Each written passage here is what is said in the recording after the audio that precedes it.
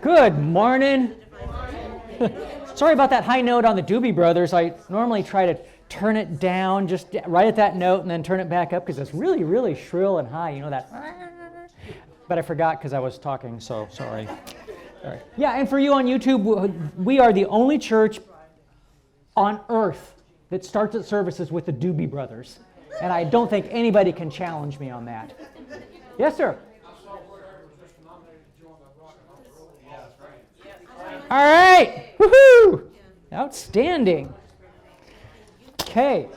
This has nothing to do with anything, but I think it's a valid thing for people to know. Windows 7 is no longer being supported. Anybody that's using it needs to absolutely stop. And here's the reason why. 25% of the users worldwide are still using it, believe it or not. Yeah, but here's the deal. Exploits, which are weaknesses in the security system and all kinds of systems like that, everyone's under the impression that probably all kinds of bad people have been hoarding exploits for quite some time, knowing that this was going to happen. So now they're basically going to start shooting them out and trying to grab these computers. So anybody that's using a Windows 7, knock it off. It's for your own good. Yes? There is a place you can go in Windows or Microsoft that you can get a free upgrade from 7 to 10. Yes. Yeah, absolutely true. Yeah. Huh?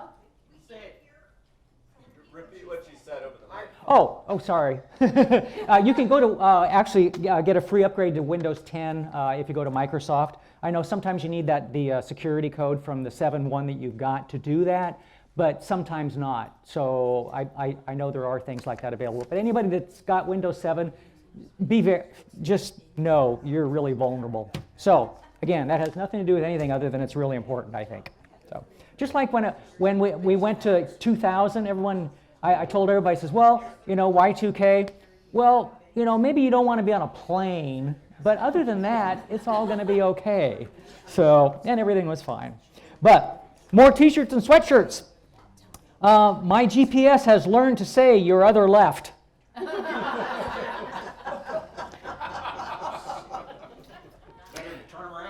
That's true. That's true. That's true. I may be wrong, but I doubt it. In my defense, I was left unsupervised. And I'm not weird, I'm a limited edition. So, all right. And we do have a couple patron saints by the name of John Lennon and George Carlin. And anybody that's new going, what? What are they doing? So, well, and John said, all you need is love. What can you say? You can't argue with that. George, most of the time you could argue with him, but most people with low esteem have earned it. That's George. So, and you can't yell at him because he's not here anymore. So, or me. Of course, I did repeat it, but oh well. All right. Good humor is one of the best articles of dress one can wear in society. And people seldom improve when they have no other model but themselves to copy after. Interesting. Yes, that's sometimes true. And you have no idea the jokes that I do not tell. Yeah, oh yeah, yeah. No, I do have discretion. It's just sometimes it's right on the line. So, or over. Hi, Jan. Colleges hate geniuses, just as convents hate saints. Okay. I know. Yeah, Ralph Waldo Emerson. I mean, he's a smart guy, so that must have been funny, right? I don't know either. But the things we know best are things we haven't been taught. Yes, absolutely true. All right. Barnum's animals, commonly known as animal crackers, were first produced with a string on the box so they could be used as a Christmas tree ornament. Does everybody remember the string? Yes. I thought it was just a handle. I did too. Yeah, I know. Must be true. It's written here, right? I like the handle. I was so dismayed when they got rid of it. I was just almost do it. On Tesco's tiramisu dessert, printed on the bottom, do not turn upside down. Kind of too late if you saw it. On Marks and Spencer bread pudding, product will be hot after heating. On packaging for a Rowenta iron, which I don't really know what it is, but do not iron clothes on body. On Boots Children's cough medicine, do not drive a car or operate machinery after taking this medication. We could do a lot to reduce the rate of construction accidents if we just got those 5-year-olds with head colds off of those forklifts. Yeah. Oh. On Nitol sleep aid, warning, may cause drowsiness.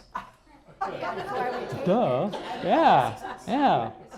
On most brands of Christmas lights, for indoor or outdoor use only. Yeah, as opposed to what? On Sainsbury's peanuts, warning, contains nuts. On an American Airlines package of nuts, instruction, open package, eat nuts. Okay, got that one out of the way. Anything else going on I should know about? April 4th and 5th is the expo, so put that on your calendar. Still have a few booths left. We do have a few booths left, yep, but doing good. Jan's got, most or a lot of the volunteers kind of in order, and so. I've got the leadership in order. The rest of it's going to fall in place in a bit. We'll have a leadership meeting right after service. Real quick. Oh, okay. So leadership meeting for the expo right after church, I guess. Oh, okay. Cool. Where was I here? Oh, and these are ponderisms. How is it one careless match can start a forest fire, but it takes a whole box to start a campfire? Who was the first person to look at a... No, I'm not going to do that one. If Jimmy cracks corn and no one cares, why is there a song about him? Do illiterate people get the full effect of alphabet soup? Why doesn't glue stick to the inside of the bottle?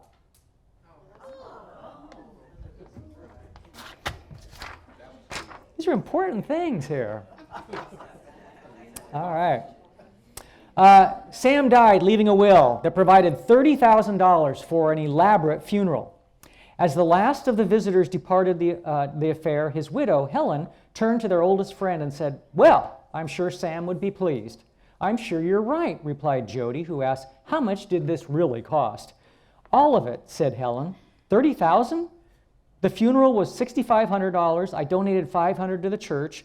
The wake, food and drinks were another $500. The rest went for the memorial stone. Jody computed quickly. $22,500 for a memorial stone? My God, how big is it? 2.5 carats.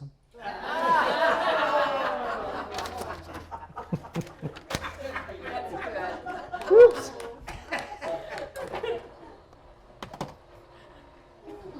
All right. We're going to do a YouTube song. Yes, we are. Maybe. I believe you, Phil. There it is. Back to the regularly scheduled program.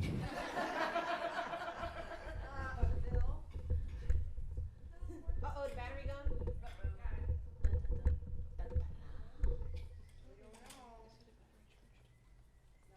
It should be. Why? I left it fully charged. Yep, I'm back. Honey, could you come look at this? Shoot. Don't tell me. Both batteries are dead. Well, we'll switch them out at meditation.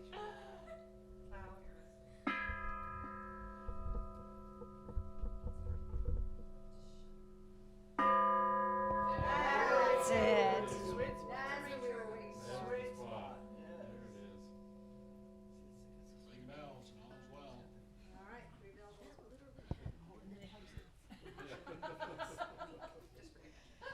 Join me in prayer if you would, please. This prayer is entitled Clarifying and Living One's True Purpose. I feel as if a divine source, living light of love, all it is.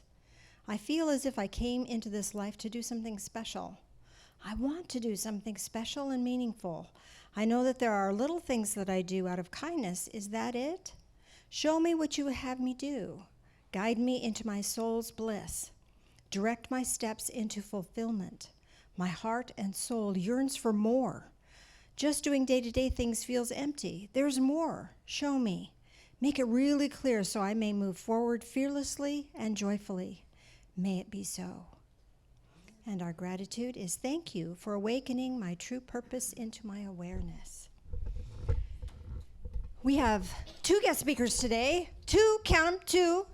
Our first guest speaker comes to us from a scientific world. And in her scientific background, she, of course, has this real analytical mind that likes to look at details and likes to understand things. And she applies that to Ayurvedic astrology.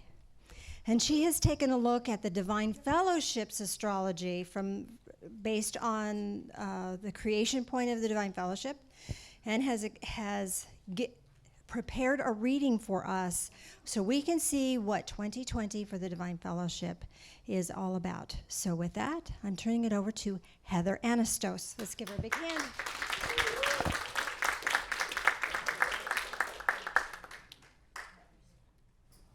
Thank you. All right, good morning. Good morning. I am very excited to be here. I actually did the first chart reading for the Divine Fellowship in November of 2017. And so there is actually a YouTube video out there that talks about the birth chart of Divine Fellowship. So if you haven't checked that out, it was the end of November 2017. And it's kind of a ground setting for the presentation that I'm going to do today. This one is really just a focus and an emphasis on 2020, which is an important year for Divine Fellowship. We talked about it in 2017, and I'm really glad that Janice asked me to take a fresh look at it now that we're here. So what I do is Vedic astrology, and it's a little different than the Western astrology that you may be familiar with. I talked about that a little bit in the other presentation, and if there's anybody who has any questions, I'm happy to address that.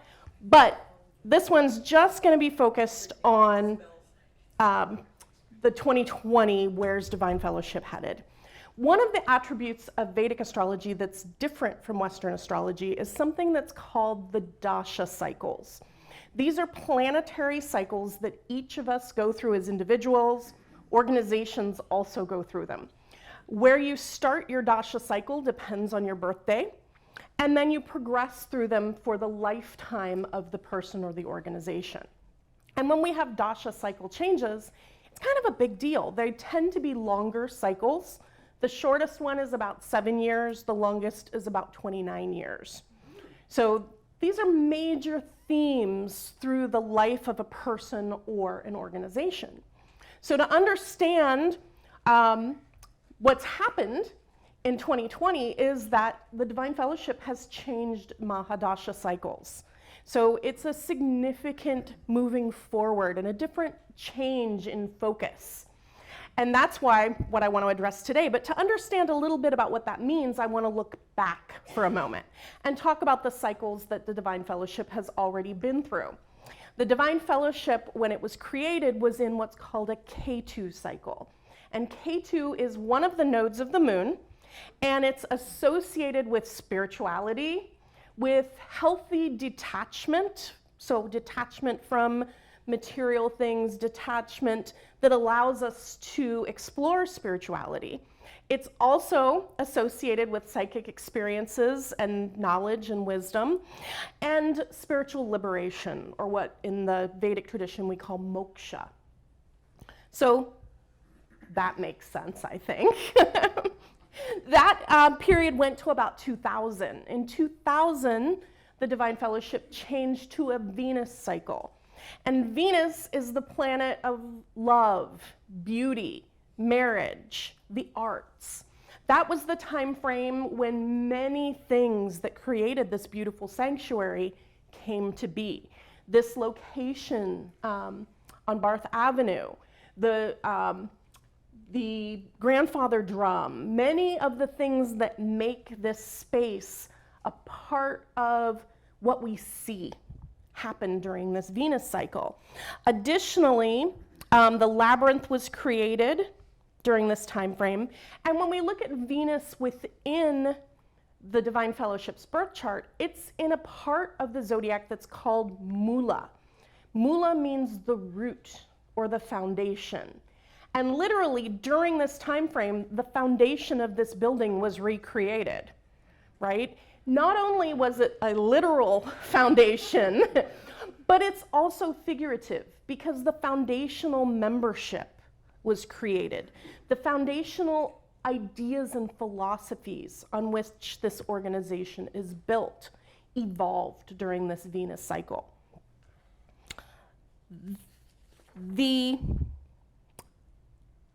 It was actually January 11th was the shift, the exact date. But when we have these changes in cycles, they're usually something that builds for a year or two before and then settles in for a year or two after. So the Divine Fellowship has now entered the Sun Mahadasha. And the sun is all about, illumination. It's about letting your light shine. It's finding and sharing your soul's purpose. So this is the next chapter for the Divine Fellowship. Oftentimes what I see is people who are going through a sun dasha, they finally figure out what it is they want and what it is they want to do and what it is that they want to give back to people around them in the community. And it becomes very personal. So it will be a fun experience to see this evolve over the next several years. The Sun Dasha will go until 2026. So it's a shorter cycle, but it's a really powerful one. Personal growth is prioritized and self-expression becomes easier. These are all things that are characteristic of a sun cycle. In the Divine Fellowship birth chart, the sun is placed in Libra. And Libra is a sign of building relationships. It's a sign of bringing people together, even bringing together people of diverse ideas and thought processes. It's about building unity. It's also the 12th house for the Divine Fellowship. And the 12th house is a little bit mysterious. It's maybe a little bit secretive. And when the sun is in the 12th house, in the sun cycle, I would expect some of that mystery and secrecy to be illuminated. It's like instead of where maybe the church has been a little hidden, this kind of secret little oasis that not everybody knew about, right? There's an opportunity for this to become more known in the community, where more people are aware of what this organization has to offer. It can also, with this 12th house energy, be kind of known as the people who address the unknown. Known as the experts on things that maybe are outside of the norm, and a sanctuary and a retreat where you can go to talk about things and be supported and create that sense of unity and openness to new ideas and differences between people, which is a pretty special thing, I think. So I think that some of the obscurity and mystery will fade a little during the sun cycle, and it'll be an opportunity to really step into the important purpose and the soul purpose of the church. And that's soul, S-O-U-L. It's what is it that this organization wants to shed light on and shine? Because that's where the opportunity is, particularly over these next several years. The great thing about the Venus cycle and with Venus in Mula is the foundations are all set for that. The foundational people who can be a part of that, the foundational ideas, they're all there. Now it's time to let that shine. The One of the things when you go through a dasha change, though, is it can be a little bit shifting, uncomfortable. You know, it is a time of change. So one of the recommendations I always make is that resist the habit of familiarity. You know, take the opportunity to notice what is rising up. And when you see new opportunities, step into them and see how it goes. Because if this is truly your son's path, if this is your soul's path, it's going to open up and be wide open to you. If it's not the right path, you'll start seeing more barriers. So you can follow the light, follow the divine light and guidance that's given. Especially during a sun cycle, that light shines brightly.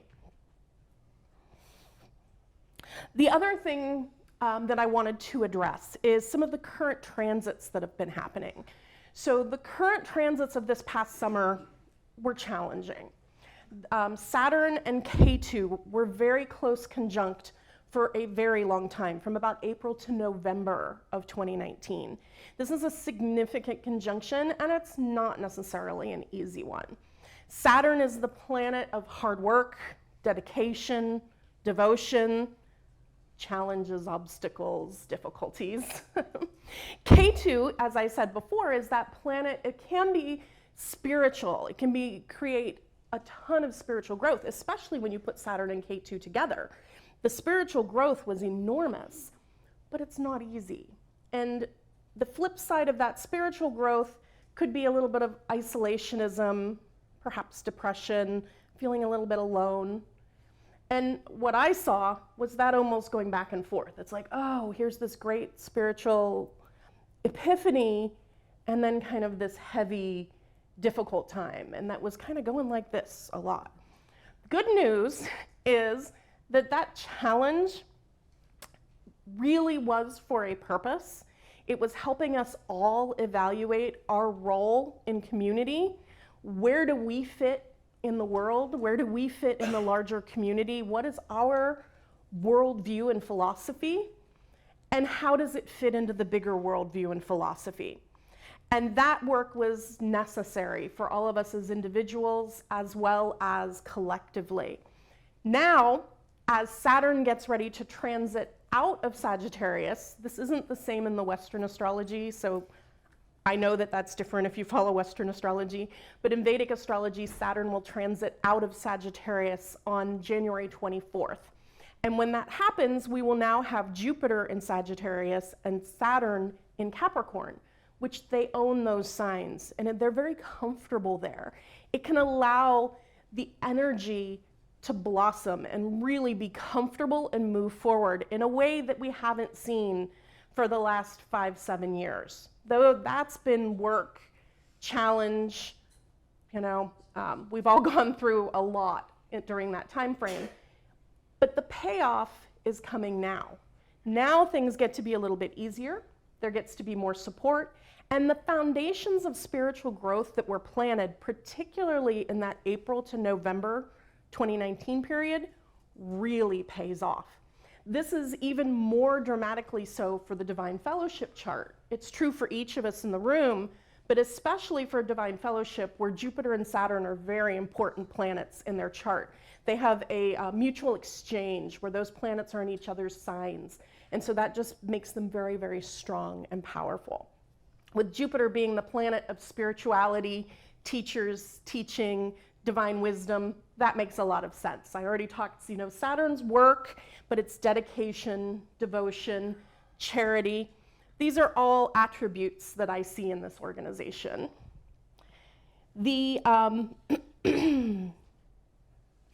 of the things I recommend is really looking back over that April to November timeframe and see what were the spiritual epiphanies, what were the spiritual practices or insights that you experienced then, because they are part of that root. They are part of that foundation that you can continue to work through 2020, especially through about November 2020, and have a lot of insight and growth, personally and collectively. One of the other things that I want to talk about is that when Jupiter transits to Capricorn, this is going to be late in 2020, in November, this is the start of a Jupiter return cycle for the Divine Fellowship. And Jupiter is the great teacher, the guru, spirituality, and wisdom, knowledge. So when Jupiter return cycles happen, there's often large advancements. So it's an opportunity to kind of look forward and see what builds in 2020 from what was created in 2019, and then watching and seeing what goes on as Jupiter starts that Jupiter return at the end of 2020.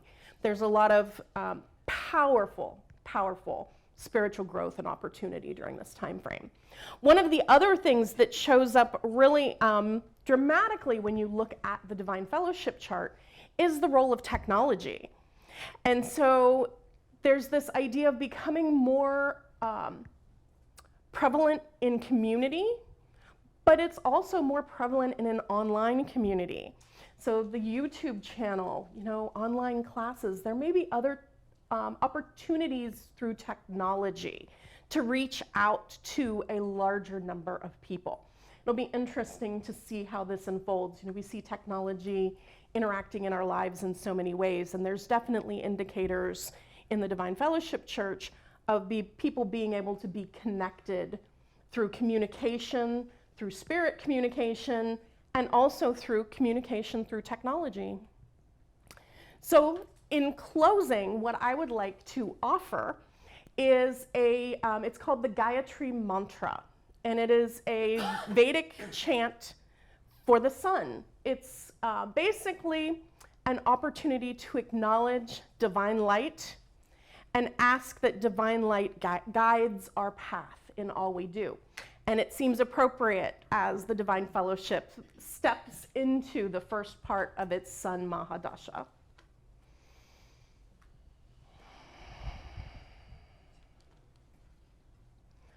Om Bhava Tat Savitur Vareniyam Bhargo Devasya Dhimahi Diyo Yona Prachodaya. And then the chant for peace, which is individual peace, collective peace, universal peace. Om Shanti, Shanti, Shanti. If you'd like to join me in an Om, inhale.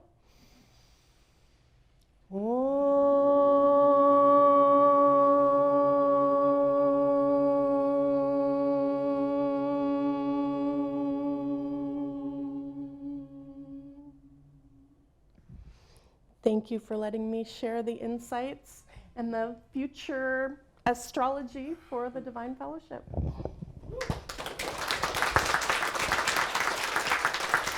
Does anyone have a question for Heather at this point? All right. Thank you, dear.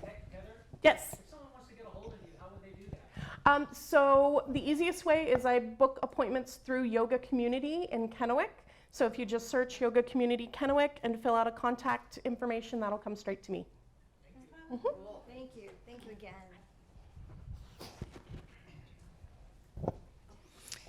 So that was part one. Now for part two, I'll let her get you the microphone. So this person has done guided meditations for us in the past and had an inspiration to bring us a message. So let's give our very own Lynn a big hand.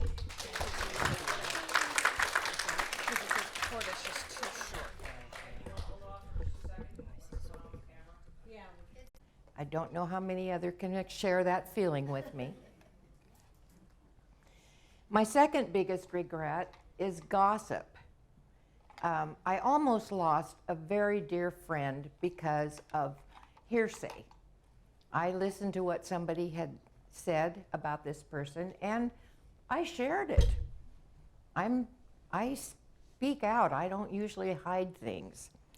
Anyway, I opened my big mouth, and I really embarrassed two good friends and their families.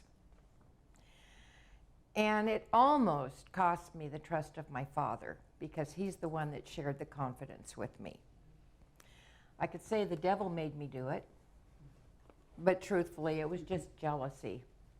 Of course, now that it's 60 years later, that's really obvious to me. But what if we, instead of regret, we call it self-blame? Not that that feels any better, but that's what we're doing to ourselves. We're blaming ourselves for something that we've done, and it doesn't feel good. So what I'm going to try to do is shift your paradigm a little bit. Instead of thinking about how bad it was or how bad you felt or still feel, think about how much worse it could have been. Okay?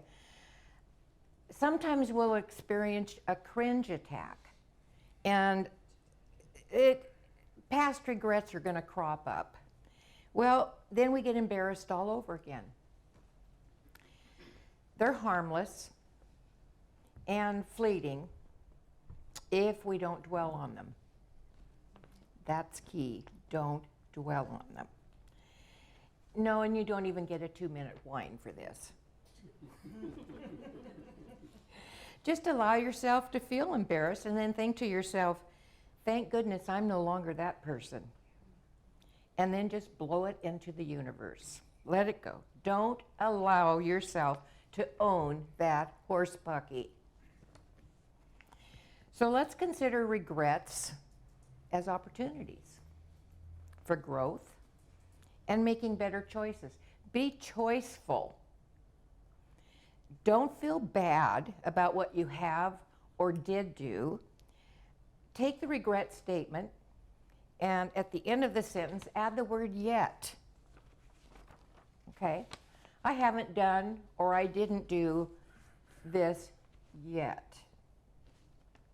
Does that feel better? Yeah.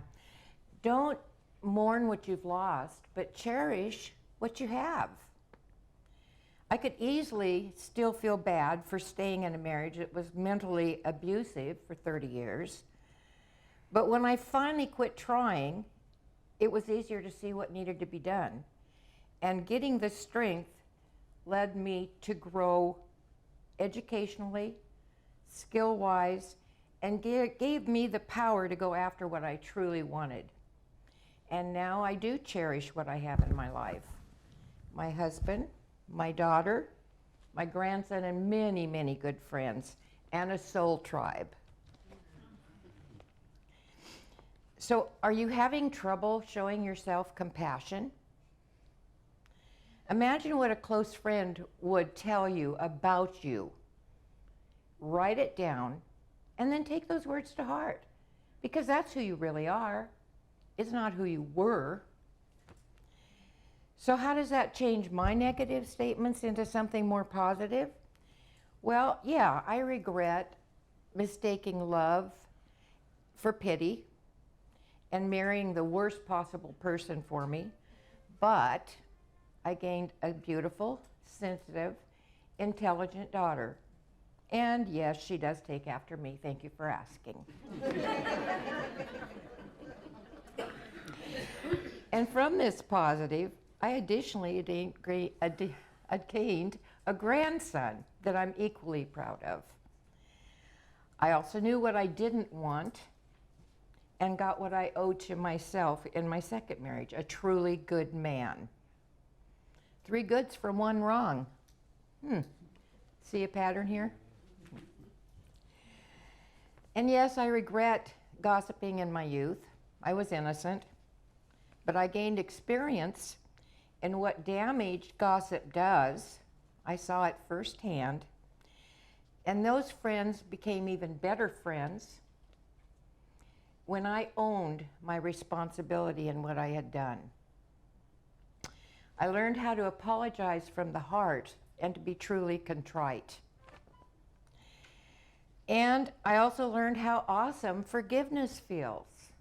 I mean, how awesome does it feel?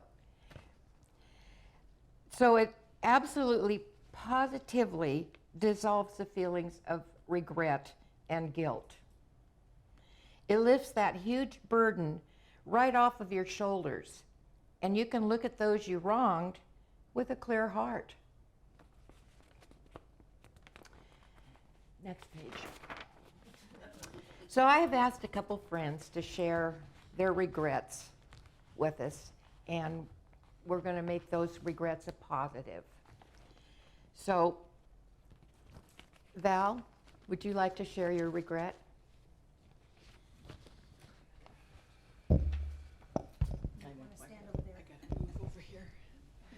So, kind of like Lynn, when I was very young, I really enjoyed singing.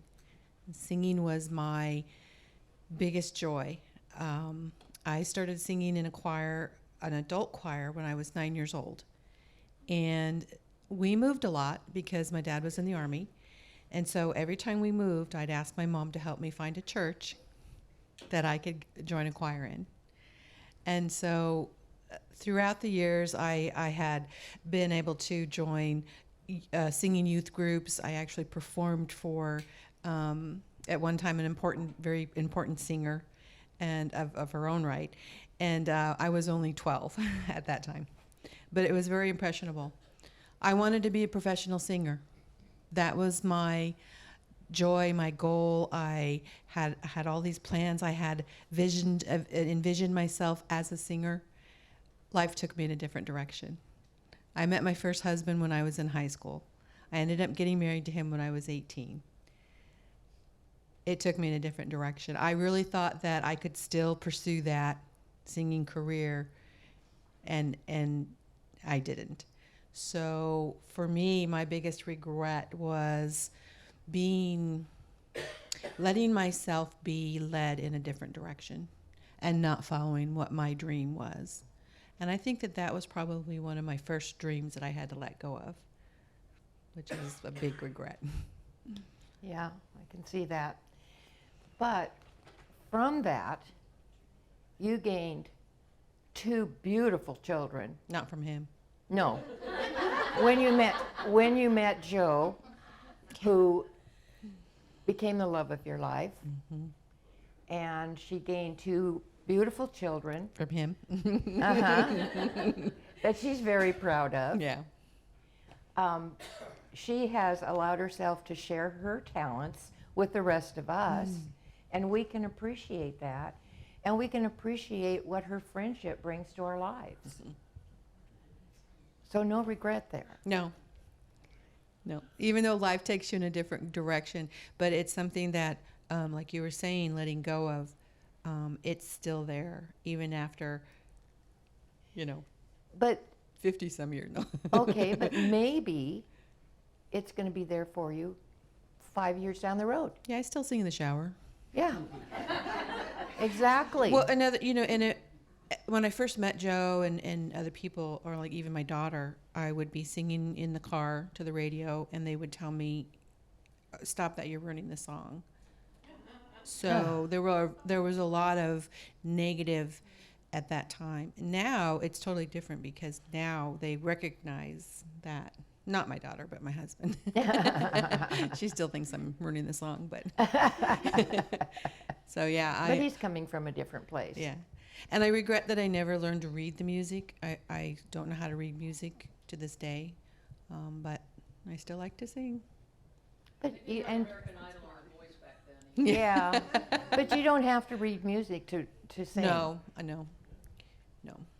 So anyway, that's my story. Thank you for sharing. Yes. So, but what I'm hearing for you on a spiritual level is that you have given voice to your soul. And you are heard on lots of levels. And so your soul sings to us even if it's not music. That's awesome. Thank you, Janice.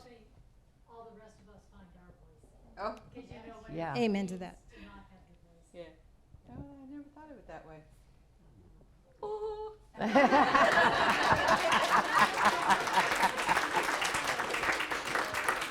Okay, Jackie, would you like to share your regret with us?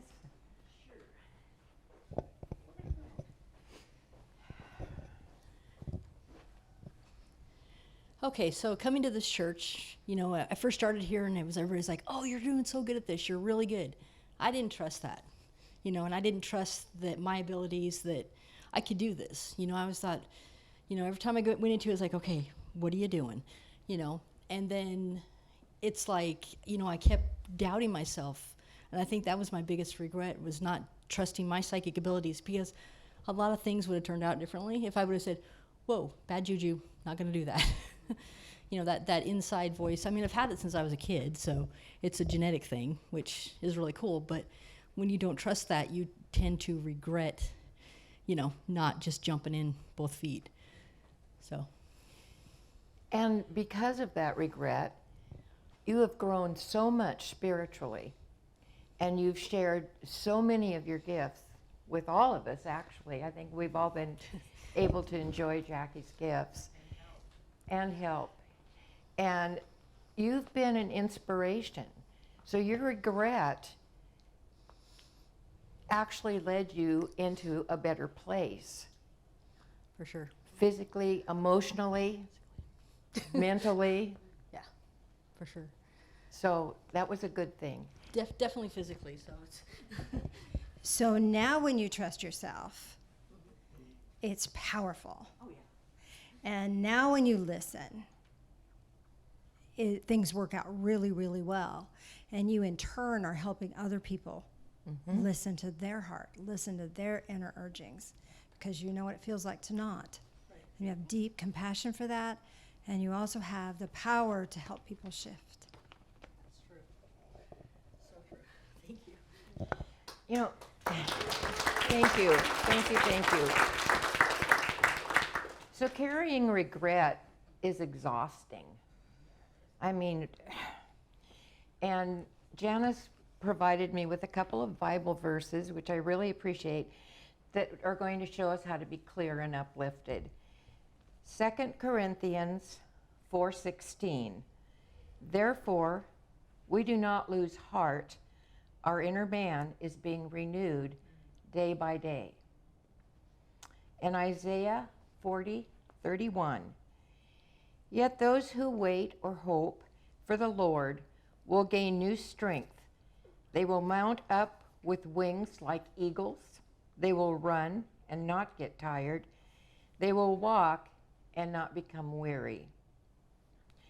So I'd like for us, as I wrap up, I'd like you to close your eyes and think about something that you regret, and take a deep breath in as you're thinking about it, and then I want you to just blow it out.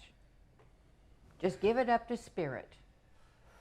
Let Him cleanse that wound and gift us with renewed strength. And then feel the truth of letting it go. Thank you.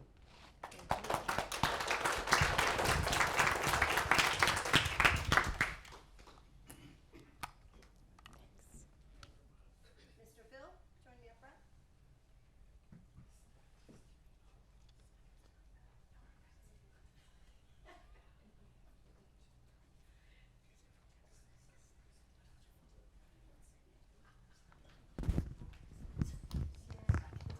I regret not having two microphones.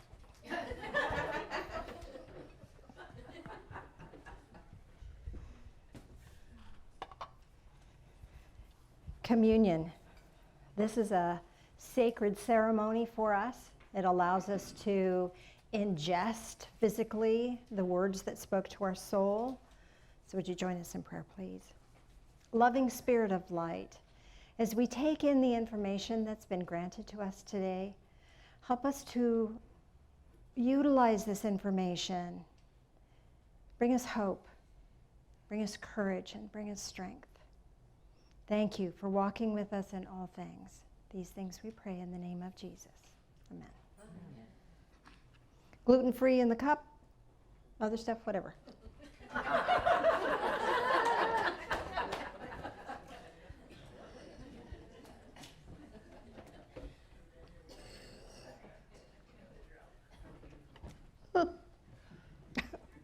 put that wall there. You're walking along? No. Bless you. As that continues around, would you join us in prayer, please? Loving Spirit of light, as we drink this in, help us to drink in life. All of it. All of it. Help us to see those times when we can improve. And help us to improve. Bless us in this journey. These things we pray in the name of Jesus. Amen.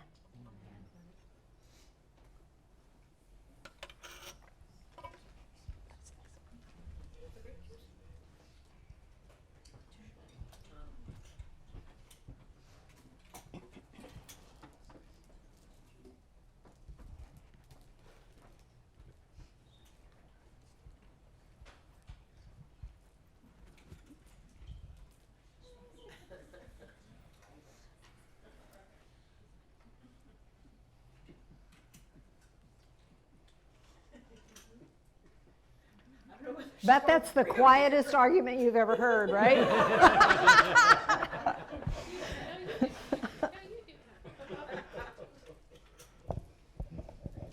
I got it though. Well, let's see.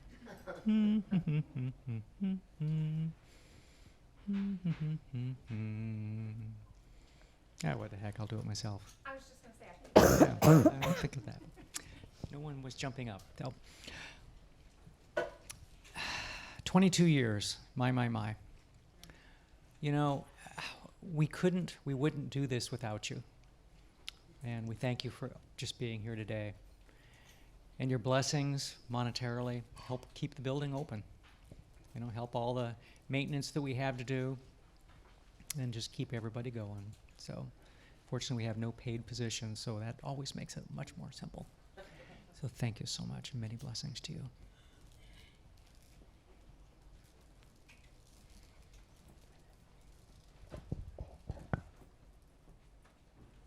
Allie's going to read a passage from the Ancient Ones that really fits for today. it's called Dance Through Challenges. You may find your outside circumstances challenging. Those challenges are not here to punish you nor to harm you. Rather, those challenges are just life as it occurs around you. Allow yourself to move effortlessly with these challenges, like a dance of energy, a dance with energy. Push against the challenges and you'll go nowhere. Move with the challenges and you'll swirl and float in ecstasy. Your inner being hears this music. It longs to move and shift within its tones. Ask for guidance to know which way to move in this flow, and you will be guided. This is not to say that you won't be inconvenienced. Yet, with any inconvenience, you find treasure by releasing the distress and moving with the flow. Even an inconvenience holds great treasure for you, and should you be willing to look. You might find a new spiritual resource within you that you didn't realize had been gifted to you. You might find a strength or level of peace granted to you, and you might even connect more deeply with your guides and angels if you allow yourself that opportunity. Feeling irritated by life's challenges?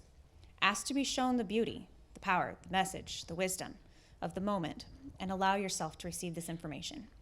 The irritation fades as the message appears, and your awareness opens the doors to this dance. And we dance with you. Thank you.